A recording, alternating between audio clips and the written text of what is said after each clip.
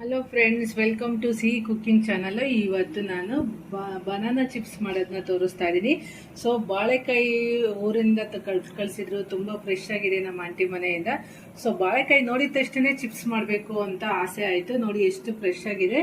ಇಲ್ಲಿ ನಾನು ಸುಮಾರು ಬಾಳೆಕಾಯಿನ ತೆಕ್ಕೊಂಡ್ಬಿಟ್ಟು ವಾಶ್ ಮಾಡಿ ಇಟ್ಕೊಂಡಿದ್ದೀನಿ.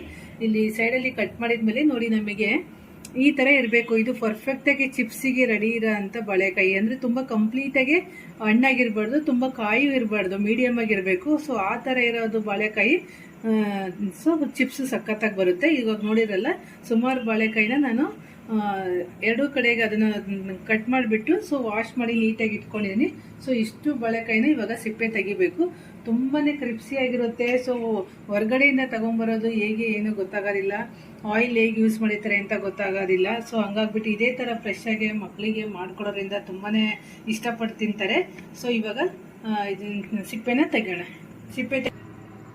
ಸೊ ನಾನು ಫಸ್ಟು ಅದು ಬ್ಲಾಕ್ ಆಗುತ್ತೆ ಅಂದ್ಬಿಟ್ಟು ಕೈಯಲ್ಲಿ ಕೊಕೊನಟ್ ಆಯಿಲ್ ಅಪ್ಲೈ ಮಾಡ್ಕೊಂಡಿದ್ದೀನಿ. ಇಲ್ಲ ಲಾಸ್ಟಲ್ಲಿ ಅಪ್ಲೈ ಮಾಡ್ಕೊಂಡ್ರೂ ಓಕೆನೆ, ಫೈನ್. ನಾನು ಇವಾಗ ಹಾಕ್ಕೊಂಡಿದ್ದೀನಿ. ಸೊ ಚಾಕುಯಿಂದ ಈ ಎಡ್ಜಲ್ಲಿ ನಾವು ನೀಟಾಗಿ ಲೈನ್ ಹಾಕ್ಕೊಬೇಕು. ಹಿಂಗೆ ಸೂಪರ್ಫಿಷಿಯಲಾಗಿ ತುಂಬ ಕೇರ್ಫುಲ್ಲಾಗಿ ಮಾಡಬೇಕು. ಬಿಕಾಸ್ ಹಣ್ಣು ಒಳಗಡೆಗೆ ಏನಾದ್ರು ಬಾಳೆಕಾಯಿ ಏಟಾದರೆ ಚಿಪ್ಸು ನೀವು ಸ್ಲೈಸ್ ಮಾಡುವಾಗ ಮತ್ತು ಫ್ರೈ ಮಾಡುವಾಗ ಕಟ್ಟಾಗ್ಬಿಡುತ್ತೆ. ಸೊ ನೀಟಾಗಿ ಸೂಪರ್ಫಿಷಿಯಲಾಗಿ ನಾವು ಆ ಎಡ್ಜಿಗಾರು ಹಾಕೊಬೋದು. ಇಲ್ಲ ಅಡಿಷ್ನಲ್ ಆಗಿ ಒಂದು ಬೇಕಾದರೆ ಮಿಡ್ಲಲ್ಲೂ ಒಂದು ಹಾಕೊಬೋದು. ಸೊ ಹೀಗೆ ಲೈನ್ ಹಾಕೊಂಡ್ಬಿಟ್ಟು ಈಸಿಯಾಗಿ ಆವಾಗ ಅದನ್ನು ಸಿಪ್ಪೆನ ತೆಗಿಬೋದು. ಸೊ ಏನೂ ರಿಸ್ಕ್ ಆಗೋದಿಲ್ಲ. ನೋಡಿ ಫ್ರೆಂಡ್ಸ್, ಇಷ್ಟು ಥರ ಈಸಿಯಾಗಿ ಚಿಪ್ಸ್ನ ತೆಗಿಬೋದು ಮತ್ತು ಬೇಗನೂ ಆಗುತ್ತೆ. ಇವಾಗ ನಾನು ಬಿಡಿಸ್ತಾ ಇದ್ದೀನಿ ನೋಡಿ, ಎಲ್ಲೂ ಕಾಯಿಗೂ ಸಹ ಏನು ಏಟಾಗಿಲ್ಲ. ಸೊ ನಮ್ಮ ಮನೇಲಿ ಯಾವಾಗೂ ನಾನು ಇದೇ ಮೆಥಡಲ್ಲೇ ಅದು ತೆಗಿಯೋದು. ತುಂಬ ಚೆನ್ನಾಗಿ ಬರುತ್ತೆ, ಕಾಯಿಗೂ ಎಲ್ಲೂ ಏಟಾಗಿರೋದಿಲ್ಲ. ನಾನು ಮತ್ತು ಬೇಗನೂ ಆಗುತ್ತೆ, ತುಂಬ ಟೈಮ್ ಬೇಕಾಗೋದಿಲ್ಲ ಚಿಪ್ಸ್ಗೆ ತೆಗಿಲಿಕ್ಕೆ, ಸಿಪ್ಪೆ ಎಲ್ಲ ತೆಗಿಲಿಕ್ಕೆ. ಸೊ ನಾನು ಜಾಸ್ತಿ ಇದೆಯಲ್ಲ, ಸೊ ಹಂಗಾಗ್ಬಿಟ್ಟು ಹಿಂಗೆ ಮಾಡಿಕೊಂಡು ಬೇಗ ಬೇಗ ನಾನು ತೆಗಿತೀನಿ. ನೋಡಿ ಎಲ್ಲೂ ಸಹ ಕಾಯಿಗೆ ಏಟಾಗಿಲ್ಲ, ತುಂಬ ಚೆನ್ನಾಗಿ ಈಸಿಯಾಗಿ ಸಿಪ್ಪೆನ ಬಿಡಿಸ್ಬೋದು. ಸೊ ಈ ಥರ ಎಲ್ಲ ಬಾಳೆಕಾಯಿನೂ ನಾನು ಸಿಪ್ಪೆ ಬಿಡಿಸಿ ಇಟ್ಕೊಬೇಕಾಗುತ್ತೆ ಫಸ್ಟು. ಸೊ ಇಲ್ಲಿ ಪಾತ್ರೆಯಲ್ಲಿ ಈಸಿಯಾಗಿ ನೋಡಿ ಎಷ್ಟು ಬೇಗ ಇಲ್ಲ, ಫುಲ್ಲು ಸುಮಾರು ಹಣ್ಣುಗಳನ್ನ ಸಿಪ್ಪೆ ತೆಗಿಲಿಕ್ಕಾಗಿದೆ. ಸೊ ನೋಡಿ ಎಷ್ಟು ಈಸಿಯಾಗಿ ಬರುತ್ತೆ, ಯಾವುದೇ ರೀತಿ ಬಾಳೆಕಾಯಿಗೂ ಏಟಾಗೋದಿಲ್ಲ, ಪರ್ಫೆಕ್ಟಾಗಿ. ಸೊ ಆ ಥರ ಸ್ಲೈಸ್ ಮಾಡ್ಕೊಂಡು ಮಧ್ಯದಲ್ಲೆಲ್ಲ ತೆಗೆಯೋದ್ರಿಂದ ನೋಡಿ ಫ್ರೆಂಡ್ಸ್, ಎಷ್ಟು ಪರ್ಫೆಕ್ಟಾಗಿ ಎಲ್ಲೂ ಸಹ ಏಟಾಗಿರಲಿಲ್ಲ, ಚೆನ್ನಾಗಿ ಈಸಿಯಾಗಿ ಬೇಗ ತೆಗಿಬೋದು. ಸೊ ನಾನು ಹೇಳಿದ ಒಂದು ಮೆಥಡ್ ಯೂಸ್ ಮಾಡಿದರೆ ನೀವು ಬಾಳೆಕಾಯಿ ಸಿಪ್ಪೆ ತೆಗೆಯೋದಕ್ಕೆ ಡಿಫಿಕಲ್ಟ್ ಆಗೋದಿಲ್ಲ. ನೋಡಿ ಸುಮಾರು ಬಾಳೆಕಾಯಿಗಳನ್ನ ತೆಗೆದು ಇಲ್ಲಿ ರೆಡಿ ಇಟ್ಟಿದ್ದೀನಿ. 10 ನಿಮಿಷ ಸಾಕು ಎಷ್ಟನ್ನ ಬಿಡಿಸ್ಕೊಂಡಕ್ಕೆ, ಅಷ್ಟರೆಲ್ಲ ರೆಡಿಯಾಗಿ ಹೋಗ್ಬಿಡುತ್ತೆ. ಇವಾಗ ಸೊ ಲಾಸ್ಟಲ್ಲಿ ಸ್ವಲ್ಪ ಹಿಂಗೆ ಬ್ಲಾಕ್ ಆಗಿರುತ್ತೆ ಬಾಳೆಕಾಯಿ ಕಟ್ ಮಾಡಿ, ಅದಕ್ಕೆ ಕೊಕೊನಟ್ ಆಯಿಲ್ನ ಅಪ್ಲೈ ಮಾಡಿಕೊಂಡು ಎರಡೂ ಕೈಯಲ್ಲೂ ನೀಟಾಗಿ ಸ್ಪ್ರೆಡ್ ಮಾಡಿಕೊಂಡು ಕೊಕೊನಟ್ ಆಯಿಲ್ನ ನೋಡಿ ಎಲ್ಲ ಕಡೆ ಸ್ಪ್ರೆಡ್ ಆಗಿದೆ.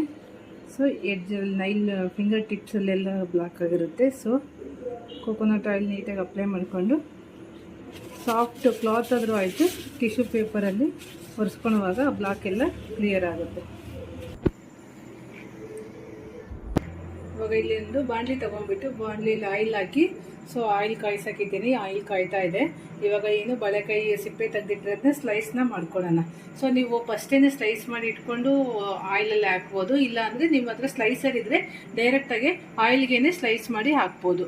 ಅದು ನಿಮಗೆ ಹೇಗೆ ಪ್ರಾಕ್ಟೀಸ್ ಇರುತ್ತೆ ಹಾಗೆ ಮಾಡ್ಬೋದು. ಸೊ ನನ್ನ ಹತ್ರ ಇವತ್ತು ಸ್ಲೈಸರ್ ಎಲ್ಲಿಟ್ಟಿನೋ ಸಿಗ್ತಾ ಇಲ್ಲ. ಸೊ ಹಂಗಾಗ್ಬಿಟ್ಟು ಇವಾಗ ಇದನ್ನು ಯೂಸ್ ಮಾಡಿ, ಏನು ನಾವು ಕ್ಯಾರೆಟ್ ಅದೆಲ್ಲ ವೆಜಿಟೇಬಲ್ ತುರಿಲಿಕ್ಕೆಲ್ಲ ಯೂಸ್ ಮಾಡ್ತೀವಿ, ಅದರಲ್ಲೇ ಸ್ಲೈಸರ್ ಆಪ್ಷನ್ ಸಿಕ್ತು.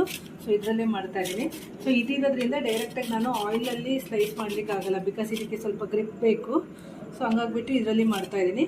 ನಿಮಗೆ ಸ್ಲೈಸರ್ ಇದ್ದರೆ ಡೈರೆಕ್ಟಾಗಿ ನೀವು ಆಯಿಲ್ ಬಾಣಲಿ ಒಳಗಡೆ ನೀವು ಸ್ಲೈಸ್ ಮಾಡಿ ಹಾಕ್ಕೊಳ್ಳಿ. ಸೊ ಇವಾಗ ಆಯಿಲ್ ಕಾದಿದೆ, ಈಗ ಟೆಸ್ಟ್ ಮಾಡ್ತಾ ಇದ್ದೀನಿ ನೋಡಿ.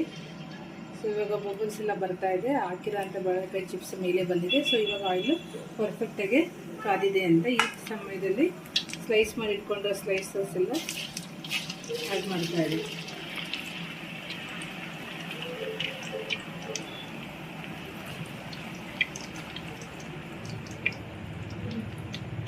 ಆಯಿಲ್ ಚೆನ್ನಾಗಿ ಕಾದಿದೆ.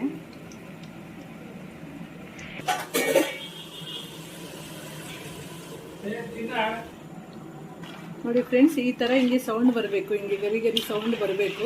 ಆ ಲೆವೆಲ್ವರೆಗೂ ಫ್ರೈ ಮಾಡಬೇಕಾಗುತ್ತೆ. ನೋಡಿ ಇವಾಗ ಪರ್ಫೆಕ್ಟಾಗಿ ಚಿಪ್ಸ್ ಫ್ರೈ ಆಗಿದೆ. ಸೊ ಇವಾಗ ಆಯಿಲಿಂದ ಎಲ್ಲ ತೆಗೆದ್ಬಿಟ್ಟು ಒಂದು ಪಾತ್ರೆಯಲ್ಲಿ ಹಾಕ್ಕೊಳ್ಳೋಣ. ಸೊ ನಿಮಗೆ ಯಾವುದು ಕಂಫರ್ಟಬಲ್ ಅದರಲ್ಲಿ ಹಾಕ್ಕೊಳ್ಳಿ.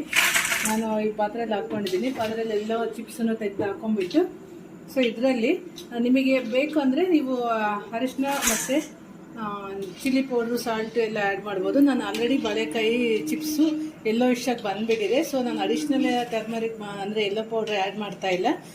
ಜಸ್ಟ್ ಇವಾಗ ಚಳಿಗಾಲ ಇರೋದ್ರಿಂದ ಸ್ವಲ್ಪ ಕೋಲ್ಡ್ ಕ್ಲೈಮೇಟ್ ಅಲ್ವಾ, ಹಂಗಾಗ್ಬಿಟ್ಟು ಸ್ವಲ್ಪ ಸ್ಪೈಸಿ ಇಷ್ಟಪಡ್ತಾರೆ.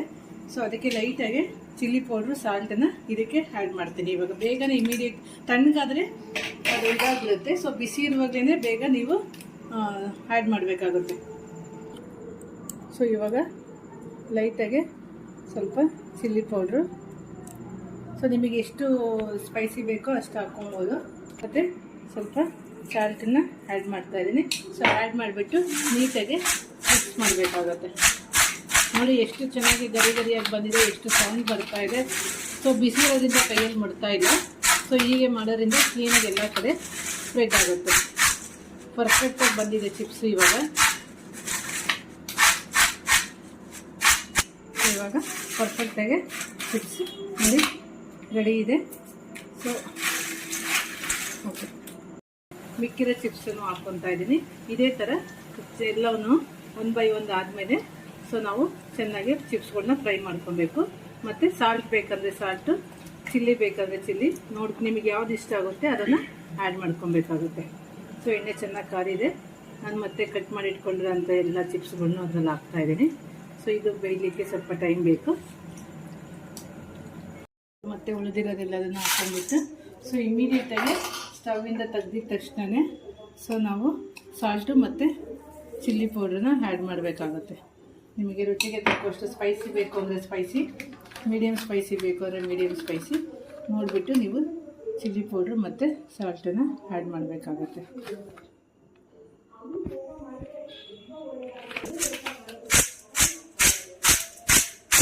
ಸೊ ಹೀಗೆ ಮಾಡೋದ್ರಿಂದ ನೋಡಿ ಆ ಸೌಂಡಲ್ಲೇ ಗೊತ್ತಾಗುತ್ತೆ ಚಿಪ್ಸು ಎಷ್ಟು ಕ್ರಿಪ್ಸಿಯಾಗಿ ಬಂದಿದೆ ಅಂತ. ಸಿಂಪಲ್ಲಾಗಿ ಈಸಿಯಾಗಿ ಹೋಮ್ ಮೇಡ್ ಬಾಳೆಕಾಯಿ ಚಿಪ್ಸ್ನ ಮನೆಯಲ್ಲೇ ಮಾಡಿ ಕೊಡ್ತಾ ಇದ್ದರೆ ಎಲ್ಲರೂ ಇಷ್ಟಪಟ್ಟು ತಿಂತಾರೆ. ಮತ್ತು ಆಫೀಸಿಂದ ಬಂದಾಗ ಈವ್ನಿಂಗ್ ಸ್ನ್ಯಾಕ್ಸು, ಕಾಫಿ, ಟೀ ಜೊತೆಗೂ ಪರ್ಫೆಕ್ಟಾಗಿರುತ್ತೆ. ಸೊ ಈಸಿಯಾಗಿ ಮನೆಯಲ್ಲೇ ಮಾಡ್ಕೊಬೋದು. ನೀವು ಟ್ರೈ ಮಾಡಿ ರೆಸಿಪಿ ಹೇಗೆ ಬಂತು ಅಂತ ಹೇಳಿ ಫ್ರೆಂಡ್ಸ್. ನೋಡಿ ಎಷ್ಟು ಕ್ರಿಸ್ಪಿಯಾಗಿ ಬಂದಿದೆ, ತುಂಬ ಪರ್ಫೆಕ್ಟಾಗಿದೆ. ನೋಡಿ ಇವಾಗ ನಾನು ನಿಮಗೆ ಇಲ್ಲಿ ತೋರಿಸ್ತೀನಿ. ನೋಡಿ ಎಷ್ಟು ಕ್ರಿಪ್ಸಿಯಾಗಿದೆ, ಕಟ್ಟಾಗೋಗನೇ ಗೊತ್ತಾಗುತ್ತೆ ಆ ಕ್ರಿಪ್ಸಿನೆಸ್ಸು. ಓಕೆ, ಟ್ರೈ ಮಾಡಿ ಮತ್ತು ಹೇಗೆ ಬಂತು ಅಂತ ಹೇಳಿ. ಇಷ್ಟೇ ಪರ್ಫೆಕ್ಟಾಗಿರೋ ಬಾಳೆಕಾಯಿ ಚಿಪ್ಸ್ ಹೋಮ್ ಮೇಡಲ್ಲಿ ರೆಡಿಯಾಗಿದೆ. Thank you, bye bye.